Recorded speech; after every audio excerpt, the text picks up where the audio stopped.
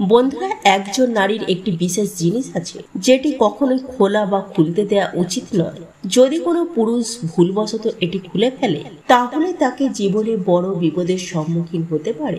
এই একটি ভুল তার জীবনে দুর্ভাগ্য ডেকে আনতে পারে। তার সাথে আজকের ভিডিওটিতে আমরা জানবো মহিলারা কোন সময় মাথার চুল ধুলে স্বামীর আর্থিক উন্নতি হয়। স্নানের সময় নারীরা একটি সাধারণ ভুল করে ফেলে যেটা একেবারেই করা উচিত নয়। বন্ধুরা, পুরো তথ্য জানার জন্য ভিডিওটি শেষ পর্যন্ত দেখুন। আমি সনাতনী পম্পা ইউটিউব চ্যানেলে আপনাদেরকে স্বাগত জানাই। বন্ধুরা, ভিডিওটি দেখে যদি ভালো লাগে তাহলে ভিডিওটিকে অবশ্যই একটি লাইক করে নিজের আপনজনদের সাথে শেয়ার অবশ্যই করে দেবেন, যাতে তারাও ভিডিওটি দেখে উপকৃত হয়। আর কমেন্টে পুরো ভক্তি সহকারে জয় মা লক্ষ্মী লিখে দিতে ভুলবেন না। বন্ধুরা, নারীদের সঙ্গে জড়িত এমন একটি পবিত্র বস্তু রয়েছে যেটি কখনোই কোনো পুরুষে স্পর্শ করা বা খোলার চেষ্টা করা উচিত নয়। এমনটা করলে জীবনে সমস্যা আসতে শুরু করে এবং দুর্ভাগ্য পেছন ছাড়ে না। আমাদের দেশে নারীকে দেবী রূপ হিসাবে গণ্য করা হয়, তাদেরকে মা লক্ষ্মীর প্রতীক বলা হয়। একজন নারী হলেন ঘরের সুখ সমৃদ্ধির মূল চাবিকাঠি। একজন নারী তার ঘরকে স্বর্গ করে তুলতে পারে, আবার তাকে অসম্মান করলে সেই ঘরে অশান্তি নেমে আসে। বন্ধুরা, নারীদের সেই বিশেষ বস্তু যদি কোনো পুরুষ ভুল করে খুলে ফেলে তবে সেখান থেকে তার দুর্ভাগ্য শুরু হয়। তাহলে চলুন বন্ধুরা, জেনে নেওয়া যাক শাস্ত্রে এই বিষয়ে কি বলা রয়েছে। বন্ধুরা, প্রথমেই আমরা জেনে নিই কিছু গুরুত্বপূর্ণ কাজ সম্পর্কে যা একজন নারীর কখনোই করা উচিত নয়। এই ভুলগুলো ঘরে অশুভতা আনতে পারে এবং শুভ সময়কে অশুভ করে তুলতে পারে। তাহলে চলুন বন্ধুরা, জেনে নেওয়া যাক কি সেই কাজগুলি। যে নারী অনেক বেলা পর্যন্ত ঘুমায় তার ঘরে মা লক্ষ্মীর আগমন হয় না। যারা সকালে উঠে তাড়াতাড়ি ঘর দুয়ার পরিষ্কার রাখে সেই ঘরে কখনো নেতিবাচক শক্তি প্রবেশ করতে পারে না। এই ঘরে সবসময় শান্তি বজায় থাকে। দীর্ঘক্ষণ ধরে ঘুমানো ধর্মীয় দৃষ্টিভঙ্গিতে যেমন অনুচিত, ঠিক তেমনি শরীরের পক্ষেও ক্ষতিকর। এতে শরীরে অলস্য আসে এবং দৈনন্দিন রুটিনও নষ্ট হয়ে যায়। নারীদের সবসময় তাদের চুল ও পা পরিষ্কার রাখতে বলা হয়েছে। পরিষ্কার পরিচ্ছন্ন চুল আর পা ঘরের সৌন্দর্য ও সমৃদ্ধির প্রতীক। যারা নিজেদের পরিচ্ছন্নতার যত্ন নেয় তাদের ঘরে মা লক্ষ্মীর বাস হয়। কিন্তু যেসব নারীরা চুল ও পা অপরিষ্কার রাখে তাদের ঘরে দারিদ্রতা প্রবেশ করে এবং মা লক্ষ্মী রুষ্ট হয়ে সেই ঘর ছেড়ে চলে যান। এর ফলে তারা অর্থ সুখ ও স্বামী সন্তান থেকে বঞ্চিত হতে পারে। হিন্দু ধর্মের স্নান সম্পর্কে কিছু বিশেষ নিয়ম বলা হয়েছে যেগুলি পালন করা আমাদের সবার কর্তব্য। সবচেয়ে গুরুত্বপূর্ণ নিয়মগুলির একটি হলো স্নান করা। শাস্ত্রে বলা হয়েছে সকাল 8টার পরে স্নান করা উচিত নয়। এই সময়ের পর থেকে পরিবেশে থাকা ঐশ্বরিক শক্তি কমে যায়, যার ফলে শরীরে সতেজতা ও উদ্দীপনার অভাব দেখা দেয়। এর প্রভাব সারাদিনের কাজে পড়ে। সেই ব্যক্তি অলস বোধ করে এবং মন থেকে কাজ করতে পারে না। তাই সকাল 8টার পরে স্নান করা থেকে বিরত থাকা উচিত। বিশেষ করে যেই নারীরা সকাল 8টার পর স্নান করে তাদের জীবনে নেতিবাচক শক্তির প্রভাব থাকে এবং ঘরে সুখ শান্তি আসে না।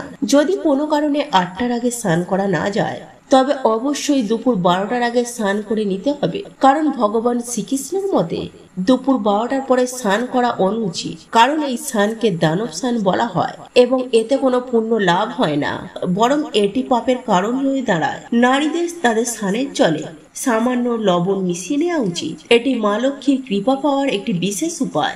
এর ফলে ঘরে সুখ সমৃদ্ধি বজায় থাকে। এছাড়াও এটি শাস্ত্রগত দিক থেকেও উপকারী বলে ধরা হয়। সকালে রান্না করার সময় একটি রুটি বা ভাত আলাদা করে গরুকে খাওয়ানো এটি অত্যন্ত শুভ বলে মনে করা হয়। প্রতিদিন এমনটি করলে ঘরে কখনোই অর্থ বা অন্যের অভাব হয় না। এটি খুবই ছোট একটি কাজ হলেও এর প্রভাব অত্যন্ত গভীর। প্রতিদিন বাড়ির মন্দিরে পুজো করা উচিত এবং প্রতিদিন সেখানে ধূপ দ্বীপ ও আগরবাতি জ্বালানো অত্যন্ত শুভ বলে মনে করা হয়। এতে ঘরের পরিবেশ পবিত্র হয় এবং সমস্ত নেতিবাচক শক্তি দূর হয়ে যায়। শাস্ত্রে বলা হয়েছে যে সকালের সময়ে পৃথিবীর মধ্যে সব থেকে বেশি ঐশ্বরিক শক্তির প্রভাব থাকে। এই সময় ভগবান আমাদের ঘর থেকে প্রস্থান করেন। তাই যদি আপনি সকালে বাড়ি পরিষ্কার না করে দুপুরে বাড়ি পরিষ্কার করেন তবে তাতে কোনো শুভ ফল হয় না। এতে ঘরে সুখ ও সমৃদ্ধি স্থায়ী হয় না, তাই সকালবেলা ঘর ঝাড়ু দেয়া বা ঘর মোছা সব থেকে উত্তম, কারণ এতে ঘরে মা লক্ষ্মী স্থায়ী বসবাস হয় এবং ঘর খুশিতে ভরে ওঠে। দুপুরবেলায় ঘর ঝাড়ু দিলে ঘরের নেতিবাচক শক্তির প্রভাব বেড়ে যায়। দুপুরবেলায় নির্জন ভুতুড়ে বিশেষ করে নারীদের এই বিষয়ে সাবধান থাকা উচিত। এই সময় চারিপাশে নেতিবাচক শক্তির প্রভাব বেশি থাকে। কবরস্থান, শ্মশান বা একাকী নির্জন স্থানে দুপুরবেলা যাওয়া ক্ষতি হতে পারে, যার ফলে সেখানকার নেতিবাচক শক্তি আপনাকে আচ্ছন্ন করতে পারে। একজন নারীকে এই জগতের দেবী রূপ বলে মনে করা হয়। বলা হয় যে মা পার্বতী প্রতিদিন নারীর ভেতরেই বাস করেন। নারীর নাভিস্থানকে শক্তির প্রতীক হিসাবে বিবেচিত করা হয়। তাই নারীদের নিজের নাভি সবসময় পরিষ্কার ও পবিত্র রাখা উচিত। অনেক সময় নারীরা পরিচ্ছন্নতার ব্যাপারে অবহেলা করেন। এমনটা করলে মা পার্বতী রুষ্ট হতে পারে এবং সেই নারীর জীবনে সমস্যা ও বিপত্তি পেতে পারে। শাস্ত্রে বলা হয়েছে যে নারী তার নাভি পরিষ্কার রাখে না, তার বিবাহ হতে দেরি বা বিবাহ হতে বাধা সৃষ্টি হতে পারে এবং তার সৌভাগ্য ক্ষীণ হতে থাকে। নাভিকে মা পার্বতী বা শক্তির বাসস্থান হিসাবে ধরা হয়, তাই একে অপরিষ্কার রাখা অশুভ বলে বিবেচিত করা হয়। এর প্রভাব শুধু নারীর উপরে নয়, বরং পরিবারে অন্যান্য সদস্যদের কাছেও বাধার সৃষ্টি করে। সুতরাং যদি আপনি আপনার ঘরে শান্তি ও সমৃদ্ধি বজায় রাখতে চান, তাহলে নিজের নাভি পরিষ্কার রাখার বিষয়ে বিশেষভাবে যত্নবান হওয়া প্রয়োজন। এখন জেনে নিই নারীদের সেই বিশেষ জিনিসটি সম্পর্কে, যেটি কখনোই কোনো পুরুষকে খোলা বা সরানো উচিত নয়, নইলে তার জীবনে ভয়ঙ্কর পরিণতি ঘটতে পারে এবং পরমুখীর সম্মুখীন হতে পারে। বন্ধুরা, শাস্ত্রে স্পষ্টত লেখা আছে যে নারীদেরকে সম্মান করা হয় না, সেখানে ভগবানের বাস হয় না। কাউকে বারবার অপমান করা, বিশেষ করে একজন নারীকে অপমান করা, দেবীর অপমান হিসাবে গণ্য করা হয়। যে ব্যক্তি নারীকে হেয় করে নিজেকে শক্তিশালী প্রমাণ করতে চান, সে তার জীবনে ভয়ানক ভুল করে। স্বয়ং ভগবান শ্রীকৃষ্ণ নারীদের সম্মান ও মর্যাদা দিয়েছেন এবং তাদের সম্মান করা ও সামাজিক দায়িত্ব। তিনি বলেছেন, যেখানে নারী সম্মান করা হয় না, সেখানে কোনো শুভ কাজ সফল হয় না। এমনকি দেবতা পর্যন্ত সেই স্থান ত্যাগ করেন। ভগবান শ্রীকৃষ্ণ স্পষ্টভাবে বলেছে, যদি আপনি জীবনে উন্নতি ও সুখ চান, তাহলে নারীর সম্মান অবশ্যই করতে হবে। যারা নারীদের সম্মান করে তারা সত্যিকারের সফলতা অর্জন করে, কিন্তু যে ব্যক্তি নারীদের অপমান করে, সেই ব্যক্তি যতই চেষ্টা করুক, তার জীবনে সাফল্য কখনোই আসে না। সুতরাং বন্ধুরা, যদি আপনারা আপনাদের জীবনে সুখ, শান্তি ও সাফল্য চান, তাহলে নারীদের সম্মান করুন এবং কখনোই তাকে অপমান করবেন না। বন্ধুরা, মরে গেলেও করবেন না, এই একটি ভুল। বিবাহিত মহিলারা কিছু নির্দিষ্ট দিনে চুল ধোবেন না, না হলে এর জন্য আপনাকে পস্তাতে হতে পারে।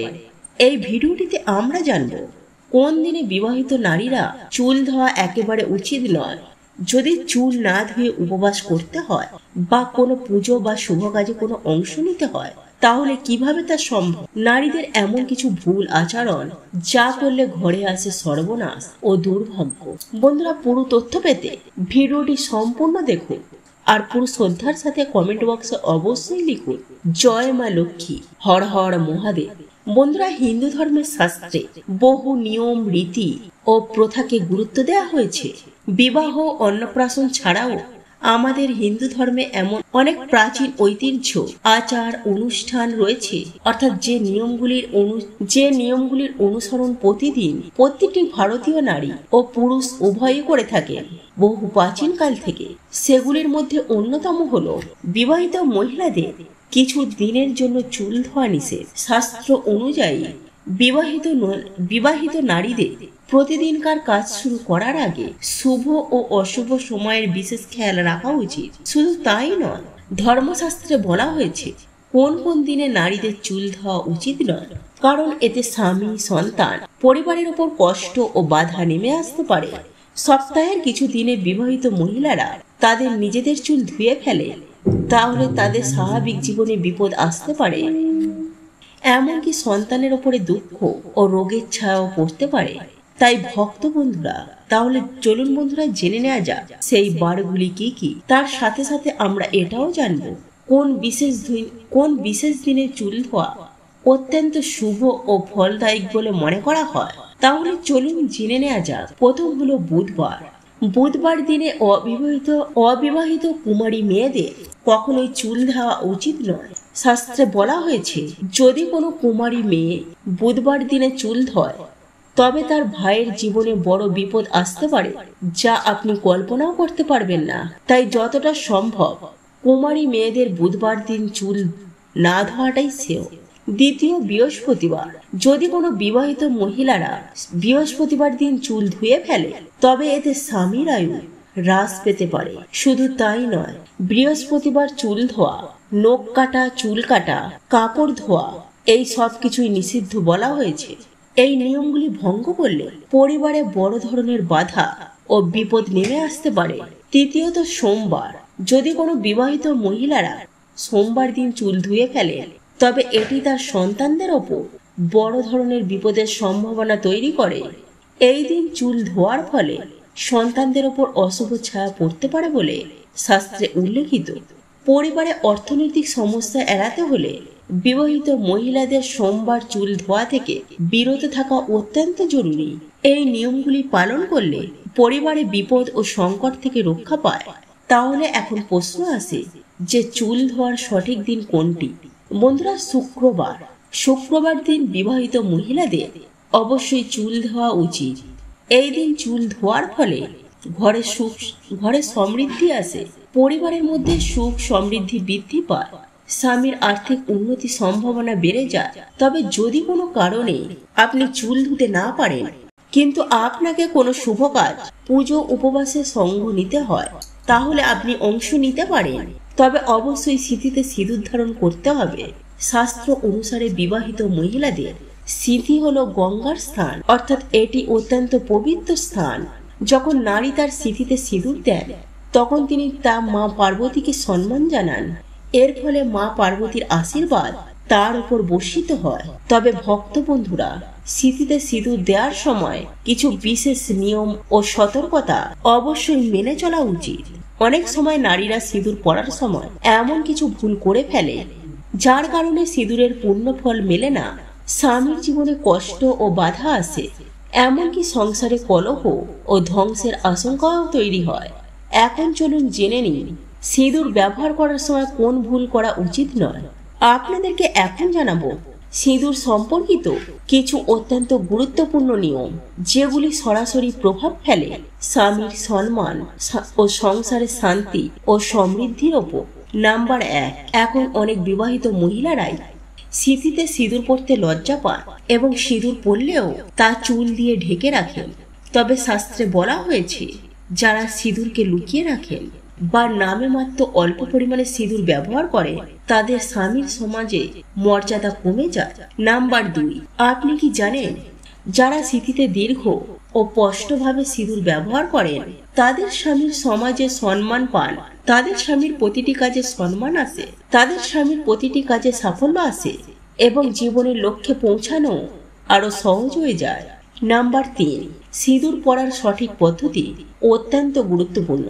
যখন একজন বিবাহিত মহিলা সিঁথিতে সিঁদুর পরেন তখন প্রথমে সিঁদুরের কৌটো কপালে স্পর্শ করান, তারপরে সিঁথিতে সিঁদুর দিন। এটি মা পার্বতীর আশীর্বাদ পাওয়ার একটি পবিত্র উপায় বলে মনে করা হয়। এই নিয়ম পালনে সংসারে সুখ সমৃদ্ধি আসে, স্বামীর জীবনে সাফল্য আসে, ঘরের পবিত্রতা ও শুদ্ধতা বজায় থাকে। নাম্বার 4, সিঁদুর নাকের সোজায় সিঁথিতে লাগানো উচিত।